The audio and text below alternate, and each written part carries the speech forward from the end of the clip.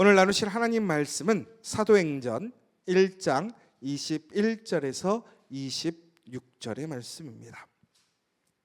신약성경 사도행전 1장 21절에서 26절의 말씀을 저와 함께 교독하도록 하겠습니다. 이러함으로 요한의 세례로부터 우리 가운데서 올려져 가신 날까지 주 예수께서 우리 가운데 출입하실 때에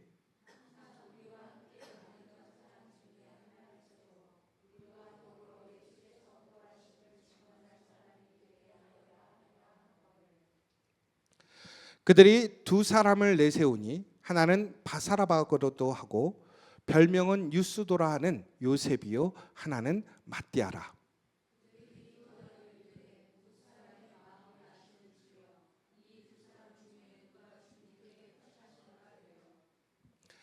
봉사와 및 사도의 직무를 대신한 자인지를 보이시옵소서. 유다는 이 직무를 버리고 제 곳으로 갔나이다 하고.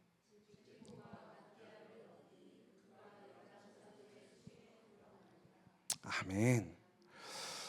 오늘 말씀은 우리 베드로가 우리 지난주에도 말씀드렸던 것처럼 이제 그 120명이 모인 마가의 다락방에서 그가 발언을 하게 됩니다. 그리고 사람들에게 제안을 합니다.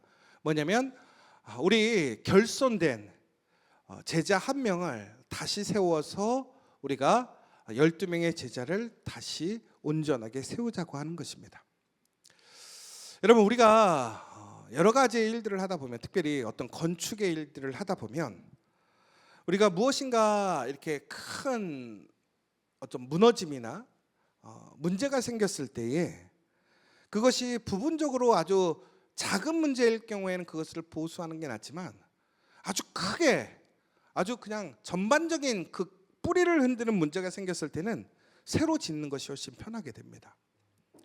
그래서 우리는 이것을 새로 뽑는 것이 좋은지, 아니면 보수하는 게 좋은 것인지, 아니면 새로운 방법을 구하는 것이 좋은지를 잘 판단을 해야 하는데요. 특별히 오늘 예수님의 제자들이 이제 예수님의 12명의 제자라는 그 숫자를 다시 회복하는 것에 대해서 오늘 베드로가 제안을 하게 되는 모습을 보게 되면서 과연 이것이 의미가 있을까라는 질문을 좀 가지게 됩니다. 여러분, 오늘 이 베드로의 이야기는 어찌 보면 이들의 상처요 아픔입니다. 더 나아가서는 그 한 명이 새로 세워진다고 해서 무엇인가 특별한 일, 대단한 일이 이루어질 수 없을지도 모릅니다. 왜 그러냐면 실질적으로 오늘 결론적으로 보면 이제 마띠아라는 한 사람이 예수님의 12번째 제자로 다시 세워지게 됩니다. 결과적인 것은. 그런데 놀라운 것은 그 마띠아가 선택되었다고 하는 것은 이제 12명이었던 사도가 11명이 됐다가 다시 12명이 된 거예요. 그런데 오늘 그들이 이러한 12명을 온전하게 세우려고 했던 이유가 무엇일까를 좀 생각해 봐야 할 것 같습니다. 먼저 그들이 예수님의 놀라우신 은혜와 사랑으로 그들은 흩어졌다가 다시 예수님께로 모이게 되었습니다. 그리고 예수님의 부활의 소식과 능력을 체험하게 되었고, 예수님의 말씀이 온전히 성취됨을 그들은 다시 한번 믿게 되었습니다. 그리고 더 나아가서는 그 말씀이라는 것은 어떤 것에도 제한이 없다라는 것을 그들은 확신하게 되었습니다. 그들이 말씀을 믿고 말씀을 의지하고 예수님을 의지했지만 그들 속에서는 그럼에도 불구하고 예수님도 할 수 없다라고 하는 것이 있었어요. 말씀으로 도저히 불가능한 것이 있다고 생각했어요. 그게 뭐냐면 죽으면 끝난다라는 것입니다. 그런데 예수님은 말씀하신 것처럼 3일 만에 부활하셨습니다. 전국에는 예수님을 믿는 자들에게 그러한 부활의 영광에 참여할 수 있게 하심을 그들에게 확신하셨습니다. 그러므로 이제 제자들은 어떠한 말씀도 예수님의 말씀이라면 믿을 수 있게 되었고, 하나님의 말씀은 단순히 과거에 우리에게 기록되어 있는 성경으로서 과거의 역사가 아니라 바로 오늘 우리에게 살아있는 하나님의 말씀이며, 그것은 또한 오늘과 우리의 미래에도 동일하게 역사하시고 또한 그것은 성취될 것임을 이야기해 줬다는 거예요. 그러니까 예수님의 제자들은 오늘 예수님의 놀라우신 그 부활의 현장에서, 더 나아가서 예수님께서 승천하신 이후에 다시 이 땅에 오시겠다는 그 말씀을 온전히 믿을 수 있게 되었던 것입니다.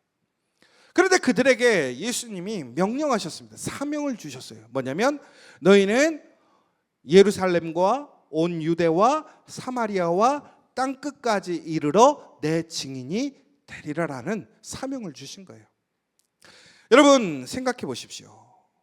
오늘 그 12명, 그 12명은 결코 온전한 사람들이 아닙니다. 우리 지난번에도 말씀드렸지만 그들의 출신 성분이나 능력이나 혹은 사회적인 지위가 무엇인가를 주장하거나 세상을 변화시킬 수 있을 만한 사람들이 결코 아니었어요. 제가 그래서 그때 얘기했잖아요. 우리와 같은 사람이라고요. 여러분 우리가 특별하게 세상적으로 잘나지 않았고 특별한 건 없지만 우리도 매일매일 삶을 살아가는 한 사람으로서 우리의 많은 삶의 문제와 어려움들을 해결해 가고 있는 사람들입니다.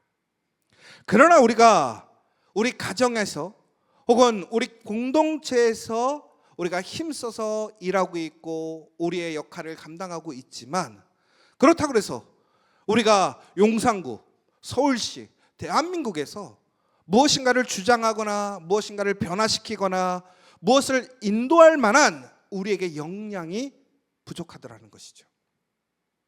마찬가지입니다.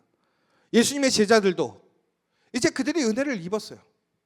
예수님이 살아나셔서 그들에게 나타나셨고 그들에게 분명한 말씀에 소망을 주셨어요.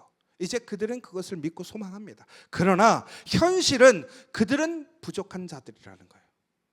그들은 세상을 변화시킬 수 없는 사람이라는 거예요.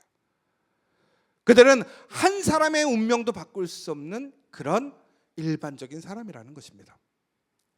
그런데 예수님께서 그들에게 명령하셨습니다. 무엇이냐면 바로 예루살렘과 유대와 사마리아와 온 땅끝까지 예수님의 증인이 되라는 거예요. 여러분 증인이 된다고 하는 것은 무엇입니까? 그들이 보고 들은 것을 이야기해야 돼요. 결국은 무슨 얘기냐면 세상을 변화시키라는 거예요.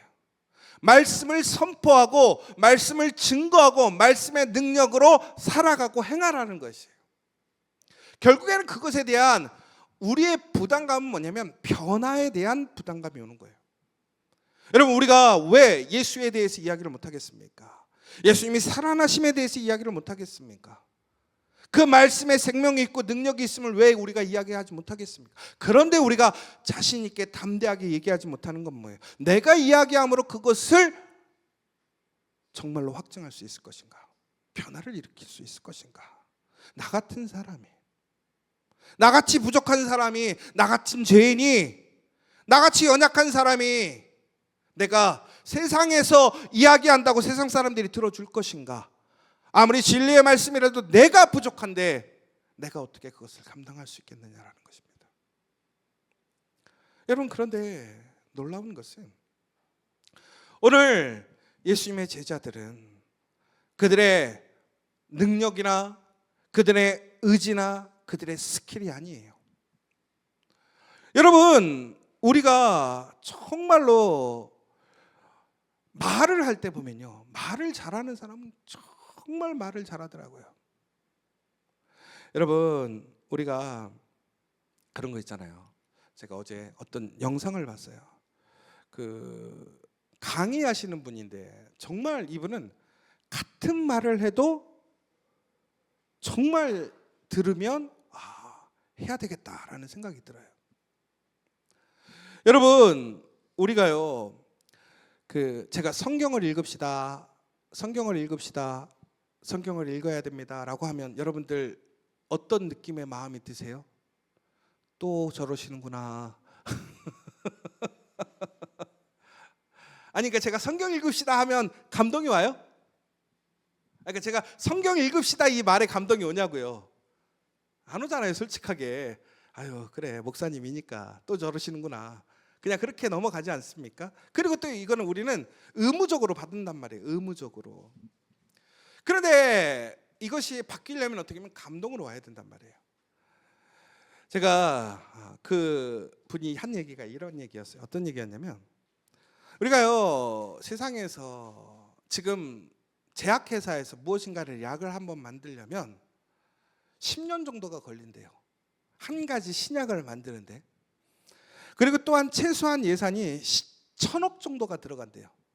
그럴 때 바로 신약이라는 것을 하나를 만든다라는 거예요. 그러니까 10년과 1,000억이 투자돼야 신약이 만들어지는 거예요. 근데 신약이 만들어졌을 때에 놀라운 것은 그 신약을 통해서 우리는 지금까지 고치지 못하는 병 혹은 문제를 해결할 수 있는 거죠. 그런데 아직도 세상에는 그렇게 많은 신약들이 만들어지고 개발하고 있지만 그럼에도 불구하고 우리가 만들지 못하는 약들이 있더라는 거예요. 그 중에 우리 인체에서 가장 강력한, 그러니까 치료의 효과를 내는 한 성분이 있는데, 그것은 유일하게 지금의 현대적인 과학 기술로는 만들 수가 없다는 거예요. 우리가 뭐 엔돌핀 막 그런 얘기 하잖아요. 그런데 그 성분은 유일하게 우리 생체 안에서만 만들 수가 있는데, 그것이 어느 때 나오는 거냐면 바로 우리가 깨달음을 얻었을 때, 유레카라고 하죠. 감동, 깨어짐, 희열을 느꼈을 때 순간 나온다는 거예요. 그런데 그 성분은 우리의 모든 몸에 연약하고 아픈 것들을 어떻게 하냐면 치료할 수 있는 아주 강력한 치료제래요. 그런데 그것은 지금 어떠한 과학 기술로도 만들 수 없는데, 유일하게 우리 인간이 깨달음을 얻었을 때, 희열을 느꼈을 때 우리 생체 안에서 나오는 아주 소수의 양이라는 거예요. 그러니까 여러분, 다시 한번 얘기하자면 깨달음을 얻으면, 여러분이 갑자기 희열을 느꼈을 때 뭐가 나온다고요? 그 강력한 우리의 호르몬이 나온다라는 거예요. 그런데 여러분, 그 호르몬이 나올 때 어느 때 나오느냐? 바로 진리 안에 거할 때 나오더라는 거예요. 여러분, 왜 우리가 성경을 봐야 되느냐? 말씀을 봐야 되느냐? 여러분, 말씀을 보다가 갑자기 깨달을 때가 있지 않습니까? 아, 이것이 진리구나, 이게 소망이구나, 야, 이런 말씀이 있네. 그런데 그것이 결국에는 우리 몸속에 뭐가 생긴다고요? 놀라운 엔돌핀의 이상의 그 능력이 나오더라는 거예요. 여러분, 그러면서 그런 얘기를 했어요. 그러므로 항상 깨달음이 될 수 있는 것, 혹은 여러분 희열을 느낄 수 있는 것을 여러분 읽으십시오. 그런 사람을 만나십시오. 그리고 항상 여러분 그 깨달음을 위해 읽으십시오. 그러면 여러분, 그것이 여러분에게 놀라운 생체의 변화를 일으키고 힘을 주고 여러분을 치유할 것입니다. 그러면서 이런 얘기를 했어요. 그러면서 기독교인이다 해도 성경을 읽으라는 거예요. 왜? 여러분, 성경 읽을 때 깨달음이 있잖아요. 희열이 있잖아요. 결국은 어떻게 되는 거예요? 그것을 통해서 우리에게 뭐가 생겨요? 엔돌핀 이상의 그 놀라운 능력이 우리 안에 생긴다라는 거예요. 자, 이 얘기를 듣고 제가 이제 성경을 읽읍시다. 그러면 읽은 마음이 생겨요, 안 생겨요? 생기죠, 갑자기. 지금까지는 제가 성경을 읽읍시다 그러면 뭐라 그래요? 또 그러는구나 그랬는데 지금은 읽어봐야겠네. 이렇게 된단 말이에요. 여러분, 마찬가지예요. 제자들도 지금까지의 삶에서는 그들은 확신이 없었어요. 소망이 없었어요. 그런데 오늘 예수님의 놀라우신 그 능력 안에서 제자들이 어떻게 되는 거예요? 이제 그 예수님의 놀라운 능력의 역사를 체험하게 되고 기대할 수 있고 소망할 수 있게 되었어요. 그들의 능력은 부족해요. 그들은 변화시킬 수 없습니다. 두려움도 있고 또한 한계도 있습니다. 분명히 그들이 무엇인가를 변화시킨다고 해서, 그들이 무엇인가를 이야기한다고 해서 세상이 변화되지 않을 수도 있어요. 그럼에도 불구하고 그들은 오늘 예수님의 12명의 제자를 다시 복구하는 일에 그들은 참여하고 그 일을 행하는 것을 보게 됩니다. 왜 그랬느냐? 바로 그것이 말씀에 예언되어 있기 때문에 그렇다는 거예요. 시편 1장 20절에 보면 뭐라고 되어 있냐면, 그의 직분을 타인이 취하게 하소서. 유다의 죽음으로 인해 그 사도의 자리가 비어질 것이 시편에 예언되어 있습니다. 그리고 또한 그 자리가 채워질 것임을 성경에서는 이야기하고 있더라는 거예요. 그럼 오늘 베드로의 놀라운 변화는 무엇이냐면, 베드로는 그전에는 항상 하나님을 의지하고 말씀을 의지한다고 하지만 그의 중심에는 자신이 중심이었어요. 자신의 생각이 중심이었단 말이에요. 근데 그가 변화되었습니다. 무엇으로? 하나님의 말씀의 중심으로 바뀌게 되었어요. 여러분, 우리가 오늘 12명의 제자를 세움에 있어서 가장 중요한 것은 무엇이냐면 10이라는 숫자를 완성하는 것이 중요한 것이 아닙니다. 여러분, 우리는 12라는 숫자를 완전수라고 생각합니다. 왜 그러냐면 이것이 우리 12지파, 12제자, 성경에서는 이 12를 거의 완전함에 대한 이야기를 해요. 그래서 우리도 뭐든지 하면 뭐 구역도 12개로 만들고 뭐도 12개로 만들고 이런 게 있었어요. 저기 우리 후암동에 또 한 오래된 교회가 있어요. 장로교회가. 근데 그 교회 가보면 기둥이 몇 개예요? 12개예요. 근데 왜 12개인 줄 알아요? 예수님의 제자 12개, 완전수 12개를 세운 거예요. 근데 웃긴 게 그 12개 때문에 예배를 드리는데 방해가 돼. 왜 그런지 아세요? 중간에 양쪽으로 6개씩 있는 거야. 그래갖고 성도들이 계속 그 얘기를 하는 거죠. 이거를 좀 어떻게 해결하면 안 될까요? 결론, 기둥을 치우고 해결했을까요? 안 했을까요? 안 했어요. 못했어요. 왜? 12개는 지켜야 된다라는 거예요. 여러분, 그런데 중요한 거는 이게 우리가 잘못된 패단일 수 있다는 거예요. 12 자체가 중요한 게 아니에요. 12 채운다고 무조건 은혜 됩니까? 그러면 집에다가 숟가락 젓가락 다 12개씩 놔두고 그러면 막 집이 잘 되고 자녀도 12명 나오면 완전히 복의 집안이 되겠네요. 그렇죠? 그런 거 아니잖아요. 그러면 이 12이라는 의미는 무엇이냐면, 다시 얘기하자면 결국은 이 12이라는 것은 말씀대로 돌아가야 한다는 것을 얘기해 주는 거예요. 숫자가 아니라 말씀을 성취하는 것이 12이라는 것입니다. 더 나아가서는 우리는 그 말씀의 원형으로 돌아가야 한다는 거예요.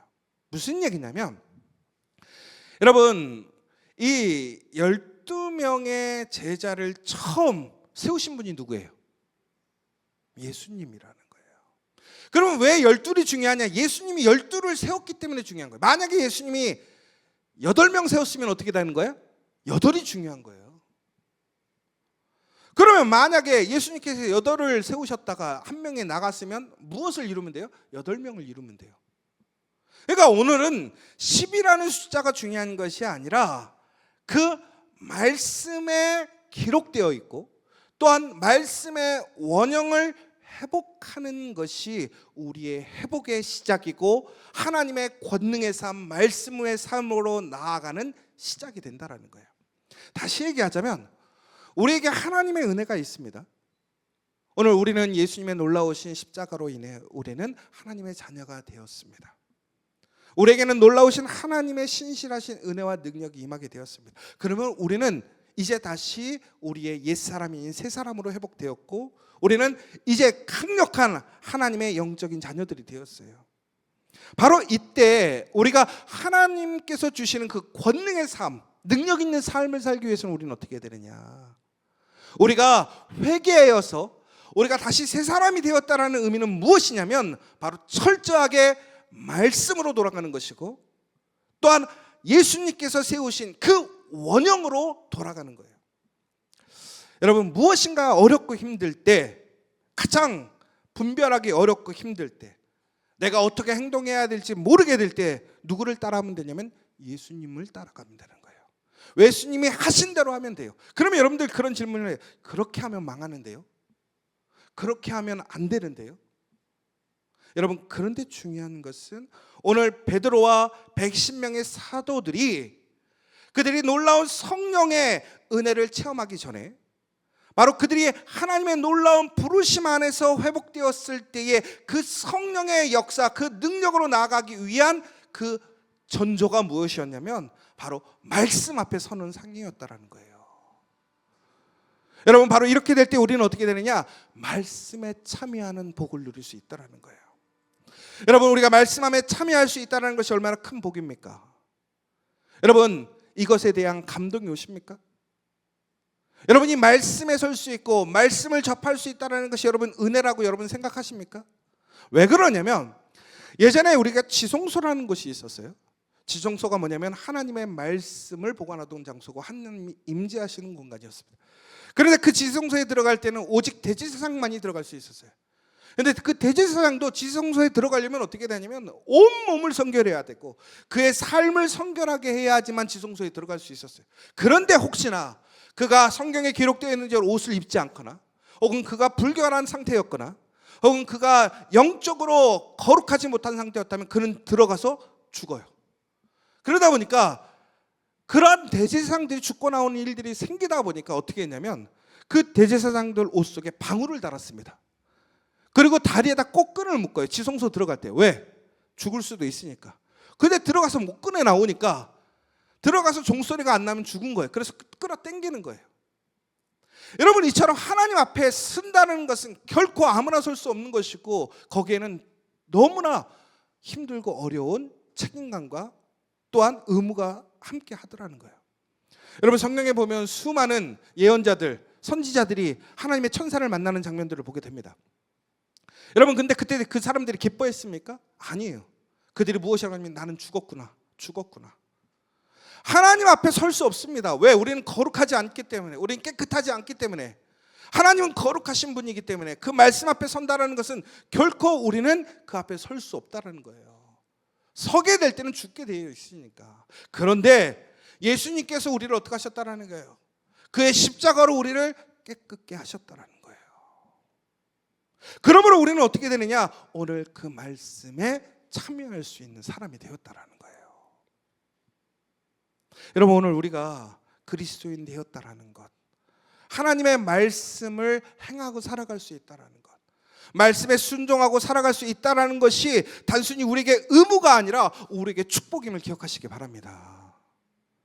오늘 예수님의 12제자를 그렇게 완성하는 것은 바로 이처럼 하나님의 말씀으로 그 예수님의 그 시작으로 돌아간다라는 고백이고 삶의 변화라는 거예요. 여러분, 정말로 예수님의 은혜 안에 살기를 원하십니까? 예수님께서 나의 죄를 용서하시고 나를 새롭게 하심을 믿으십니까? 그렇다면 우리는 하나님의 말씀으로 돌아가야 하는 거예요. 말씀 앞에 설 수 있는 사람이 되어야 되고 말씀에 참여하는 사람이 되어야 될 줄 믿습니다. 바로 그 사람들에게 성령의 역사가 이루어지는 거예요. 여러분, 그런데 여기서 우리가 집중할 것이 있어요. 뭐냐면 오늘 이렇게 마띠아를 뽑았습니다. 그런데 중요한 것은 이 마띠아가 무엇을 위해 뽑았는가라는 것입니다. 오늘 마띠아는 단순히 우리가 행하는 어떠한 일들을 더 하기 위해, 우리의 세를 더욱더 넘치게 하기 위해서, 우리가 하는 일을 좀 더 편하게 하기 위해서 그 사람을 세운 것이 아니라는 것입니다. 무엇이 되기 위해? 바로 증인이 되기 위해서. 여러분, 그런데 그 증인이 된다고 하는 것은 과연 무엇일까요? 여러분, 오늘 마띠아를 뽑은 이후에 이 마띠아는 한 번도 성경에 나타나지 않습니다. 근데 왜 뽑았을까요? 더 놀라운 것은 여러분, 이곳에 120명의 성도들이 있습니다. 예수님의 제자들이 있습니다. 120명 나타나지 않습니다. 여러분, 성경에 보면 사도행전 6장까지 11명의 제자라고 나와 있어요. 이미 뽑혔음에도 불구하고, 그리고 이제 6장에서 12명의 제자라고 얘기가 되어집니다. 그런데 놀랍게도 6장 이후에는 이제 사도행전에서 제자들의 모습들은 사라집니다. 그 중에서 누가 주요한 인물로 나타나게 되냐면 베드로와 바울과 그 다음에 예수님의 동생 야고보. 그럼 야고보는 예수님의 제자입니까? 아닙니다. 사도가 아닙니다. 사도도 아니고 제자도 아니었던 변방의 사람들이 나타나서 하나님의 놀라운 역사와 일들을 이루어내는 것을 보게 됩니다. 그렇다면 마띠아가 왜 필요하냐 이거예요. 원형으로 돌아가는 것이 왜 필요하고 말씀으로 돌아가는 것이 무엇이 필요하느냐라는 거예요.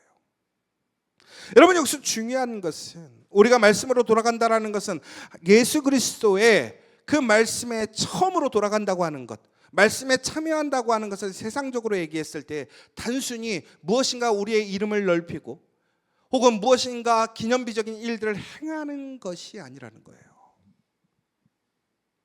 여러분, 우리가 오늘 예루살렘과 유대와 사마리아와 땅끝까지 가기 위해서 그 일을 함에 있어서 우리가 감당해야 할 일은 상당히 많이 있습니다.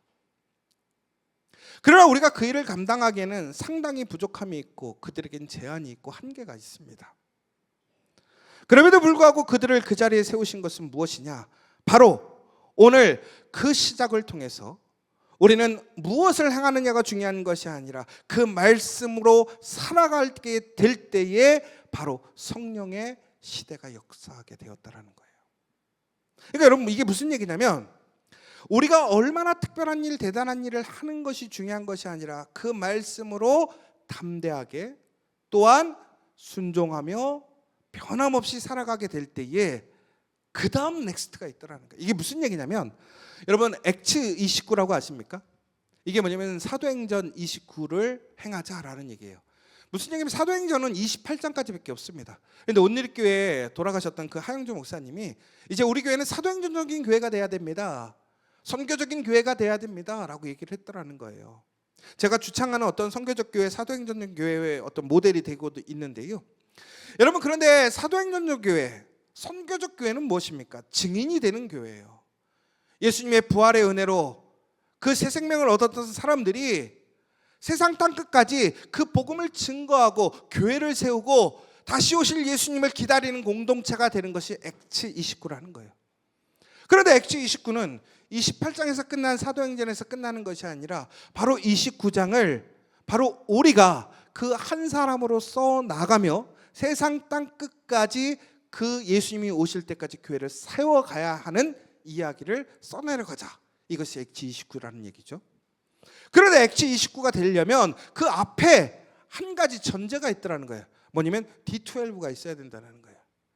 D12는 뭐냐면 디사이플 12라는 거예요. 제자 12명.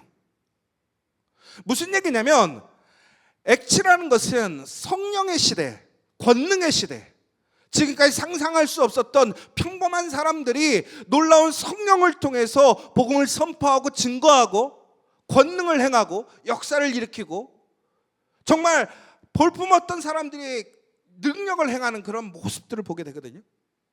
그러면 중요한 것은 우리는 이런 능력 있는 삶, 변화되는 삶, 무엇인가 특별한 삶을 꿈꾸게 되는데, 그런데 그것이 이루어지기 전에 전제가 있더라는 게 뭐냐면 제자들의 완성이었다라는 거예요. 그런데 이것은 열둘의 완성의 목적이 아니라 철저하게 하나님의 말씀으로 돌아가는 것, 그 말씀에서 시작하는 것, 그 예수님의 시작에 참여해서 온전하게 그 말씀에 순종하여 그 삶을 살아가는 것이 액츠의 놀라운 시작이 되었다는 거예요. 결국은 여러분, 우리가 성령을 받아서 권능 있는 삶, 능력 있는 삶, 놀라운 회복을 경험하게 될 때 가장 먼저 전제가 되는 것은 뭐냐면 바로 말씀으로 돌아가는 것이었다는 거예요. 말씀에 참여하는 거라는 거예요. 사랑하는 여러분, 오늘 우리는 대단해 보이잖아요. 우리는 특별한 능력을 행하지 못할 수도 있고, 혹은 우리는 액츠 29에 나오는, 아니 액츠 28에 나오는 그런 특별한 베드로나 바울과 같은 사람이 되지 않을 수도 있어요. 그러나 오늘 우리가 하나님 앞에 그 잃어버렸던 그 한 사람이 다시 그 자리에, 예수님의 그 제자의 자리에, 부르심의 자리에, 그 교회로서 세워지게 될 때에 하나님의 권능의 역사, 능력의 역사가 일어나게 됨을 믿으시기 바랍니다. 여러분, 우리가 해야 할 일은 뭐냐? 바로 오늘 우리의 부르심의 자리에 우리가 그 믿음의 사람으로 온전히 세워지는 거예요. 순종하는 거고 말씀으로 나아가는 거예요. 뭔가 특별하고 대단한 일을 하려는 것의 목표가 아니라 오늘 우리가 그렇게 나아가게 될 때에 바로 하나님의 선하신 계획과 은혜가 이루어지게 되더라는 거예요. 그런데 오늘 이 제자들을 회복함에 있어서 가장 큰 문제가 하나 있었어요. 뭐냐면 12명 중에 그 한 명의 배신이 그 11명과 공동체에 큰 상처가 되었다라는 거예요. 아마 많은 사람들은 그것에 대해 주저할 수가 있습니다. 여러분, 정말 누군가에게 배신당해 본 적 있으십니까? 상처 입으신 적 있으세요? 그런데 그런 동일한 사건들이 반복되어질 때 여러분은 동일하게 똑같이 행동하실 수 있습니까? 여러분, 어떤 교회에서 지난주에 저희 교회에 잠깐 방문하셨어요. 교회를 새로 이전해서 이제 그 교회를 이제 새로운 지역에서 교회 전도와 사명을 감당하려고 하는데, 예전에 하던 사역들과 장소도 달라지고 건물도 달라져서 뭔가 좀 특별한 걸 하고 싶다는 거예요. 그러면서 우리 총회본부에 있는 지저스 커피 그리고 와플 대학처럼 그렇게 1층을 좀 해보면 좋겠다, 이렇게 오신 거예요. 그런데 문제는 보니까 그 교회가 새 건물이고 장소도 넓고 다 좋은데, 이제 목사님이 은퇴가 며칠 안 남으시니까 몇 년 안 남으셨어요.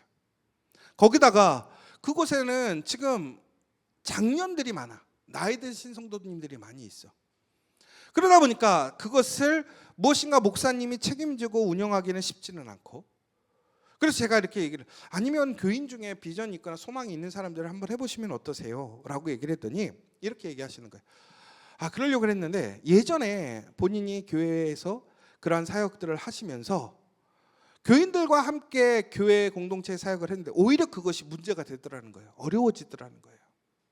그러니까 교인에게 맡기는 것이 쉽지 않다라는 거죠. 저희도 마찬가지예요. 지금까지 많은 사역들을 해보면서 가장 어려운 게 사람과의 관계예요. 사람의 문제라는 것이죠. 그런데 문제는 그렇게 어려움을 당하고 문제가 생겼을 때 대부분의 교회가 어떻게 하냐면 그 다음부터는 안 해요. 왜? 문제 만들지 마. 어려워. 그냥 그거 하지 마. 복잡해. 여러분 마찬가지예요. 제자 한 명 더 세우는 게 뭐가 중요해요?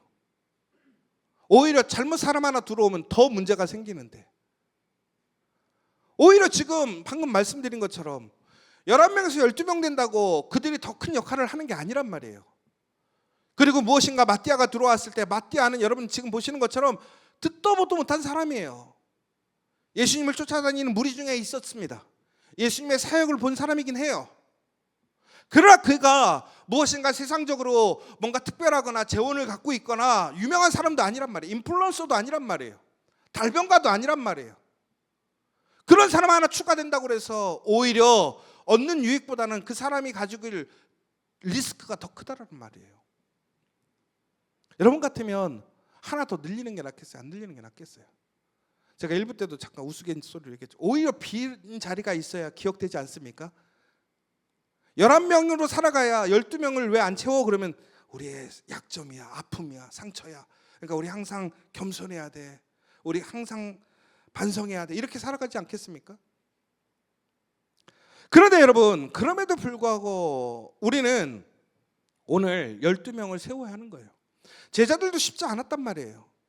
여러분, 이 제자들이 특별히 이 가룟 유다의 배신을 통해서 다시 12명을 세우는 일들 속에서 그들에게는 상당한 많은 고민과 어려움이 있었을 거라는 거예요. 그런데도 불구하고 그들은 그 상처에 머물러 있지 않았다라는 거예요. 쓴뿌리에 머물러 있지 않았다라는 거예요. 여러분, 우리가 하나님의 일들을 하다 보면, 특별히 하나님의 말씀으로 살아가다 보면 이런 수많은 상처와 아픔을 경험합니다. 배신을 경험할 수 있어요. 여러분, 그런데 성경에는 이처럼 우리처럼 혹은 성경에 나오는 많은 사람들처럼 성경에서 수많은 배신과 고통을 당했던 아주 유명한 한 사람이 있어요. 그게 누구냐? 바울이라는 것입니다.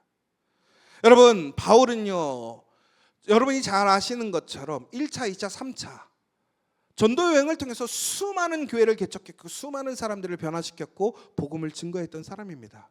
엄밀히 보자면 초대교회 교회의 사명의 역할, 이방인 선교는 바울이 감당했다고 봐야 될 것이죠.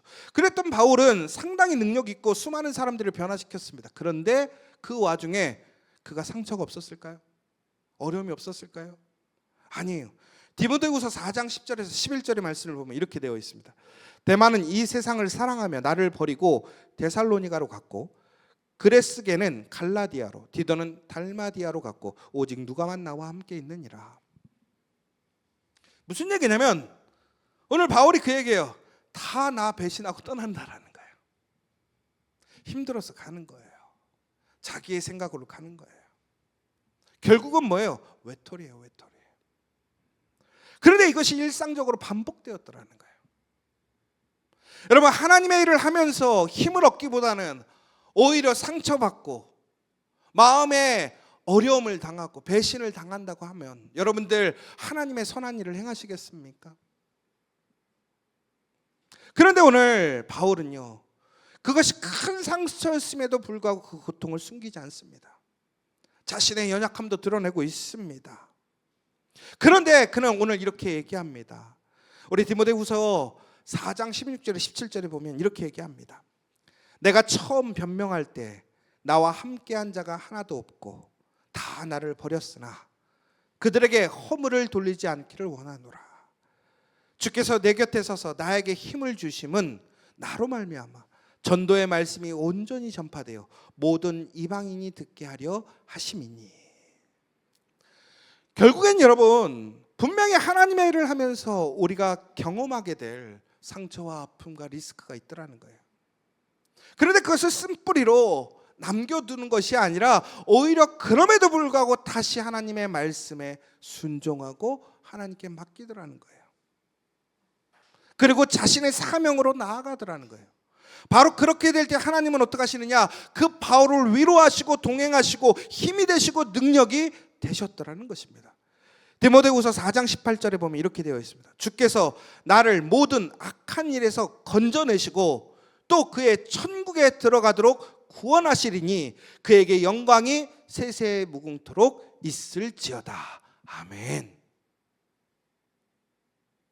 여러분, 우리 안에 그러한 일들을 회복하고 또한 다시 만들어 가게 될 때에는 상당한 수고와 아픔과 어려움이 있습니다. 그럼에도 불구하고 우리는 어떻게 해야 됩니까? 예수님이 우리를 사랑하시고 용서하셨던 것처럼, 우리를 끝까지 포기하지 않으셨던 것처럼, 우리는 그 회복의 역사를, 그 회복의 참여에 그러한 사람들이 될 수 있도록 힘써야 한다는 거예요. 그렇게 될 때 하나님께서는 어떻게 하시느냐? 우리와 동행하시고 능력을 주시고 우리와 그 모든 일들을 선하게 이끌어 만들어 가신다는 사실이에요. 오늘 베드로는 그 믿음으로 오늘 그 변화에, 그 회복의 자리에 참여하게 되었고 시작하게 되었다는 거예요. 여러분, 바로 그것이 오늘 사도행전의 놀라운 그 권능의 역사, 그 부흥의 역사의 전조가 되었다는 거예요. 전제가 되었다는 거예요. 여러분, 오늘 우리 지저처치가 비록 연약하고 부족하고 우리 개개인의 모습들이 나약하고 힘들다 할지라도 우리가 말씀으로 돌아가고 말씀에 참여하고 그 예수 그리스도의 말씀의 원형을 회복하여 오늘 이처럼 쓴뿌리에 매이는 것이 아니라, 좌절하고 낙망하고 포기하는 것이 아니라 다시 예수 그리스도의 복음 안에서 사랑으로 인내하며 하나님의 말씀에 순종하고 나아가게 될 때 우리 안에 성령의 역사, 그 권능의 역사, 부흥의 역사 일어날 줄 믿으시기 바랍니다. 제가 그저께 우리 장로님하고 뭔가 통화를 했었어요. 막 통화를 하다가 결론이 이거였어요. 맨날 좋은 일 하다 뒤통수 맞습니다, 우리. 그러니까 그만하세요. 그런데 병이에요, 병. 그런데 또 해요. 그리고 또 뒤통수 맞고 아파해요. 여러분, 그런데 그렇게 뒤통수 맞았는데 희한하게 우리 교회 안 망하네. 그렇게 배신당하고 이용당하는데 와대 안 망하네.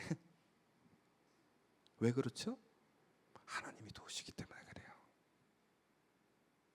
여러분, 놀라운 하나님의 말씀에 그 시작으로 돌아가고 우리의 아픔과 슬픔과 배신까지도 우리가 수용하고 말씀으로 나아가고 행한다면 여러분, 우리는 결코 쓰러지지 않습니다. 오늘 이 말씀을 기억하라는 거예요. 그런데 그것은 우리의 의지로 되지 않더라는 거예요. 오늘 제자들이 그러기 위해서 가장 힘쓰는 게 뭐냐면 바로 기도하기 위해 모여 있더라는 거예요. 기도하고 있더라는 거예요. 여러분, 힘들 때 어떻게 해야 됩니까? 기도해야 합니다. 말씀으로 돌아가기 어려울 때 어떻게 해야 됩니까? 기도해야 합니다. 말씀의 선택을 해야 될 때 어떻게 해야 됩니까? 기도해야 합니다. 오늘 그런데 여러분, 여기서 아주 중요한 사건이 하나 있어요. 뭐냐면 바로 제비뽑기 사건입니다. 오늘 요셉이라는 사람과 마띠아를 이제 제비를 뽑아서 제자를 뽑습니다.